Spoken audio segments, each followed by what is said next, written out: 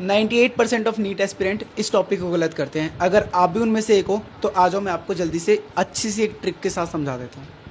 इस टॉपिक का नाम है movement of inertia. Movement of inertia ये क्या होता है? ये होता है I is equal to M R square, where is m is mass and r is the radius. अब ये क्या होता है? It is the rotational inertia which oppose change in rotation motion. भाई, it do not oppose the rotation motion, it oppose change in rotation motion. अब आपके लिए सबसे इंपॉर्टेंट है कि आप ये याद कर लो कि रिंग के लिए मूवमेंट ऑफ इनर्शिया क्या होती है।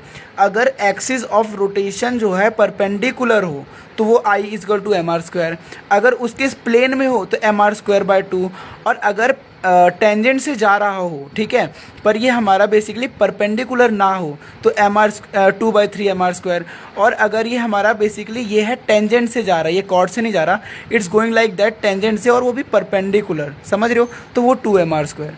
इसके बाद फॉर डिस्क, ये अगर वही परपेंडिकुलर हो, ठीक है, और डिस्क में हो तो M R square by 2, perpendicular ना हो, सेम प्लेन में हो तो एम आर स्क्वायर बाय 4, और अगर ये टेंजेंट से जा रहा हो, ठीक है, और परपेंडिकुलर ना हो तो M R 5/4 M R square, और अगर ये ऐसे परपेंडिकुलर जा रहा हो तो 3/2 एम आर स्क्वायर। अब हॉलो स्फीयर के लिए बात कर लो तो ये होता है 2/3, और सॉलिड स्फीयर के लिए होता है 2/5। फॉर रॉड क्या होता है? फॉर रॉड अगर हम बीच में से इसको घुमाते हैं तो ये होगा एम आर स्क्वायर बाय 12, और अगर मैं किसी भी एक साइड से घुमाऊं तो वो होगा I is equal to M R square by 3। So thank. अब इस टॉपिक से रिलेटेड 2 बढ़िया से PYQ मैं डाल रहा हूँ, आप उसका आंसर कमेंट करके जाएंगे, ठीक है? देखते हैं आपको कितना समझ में आया। Thank you.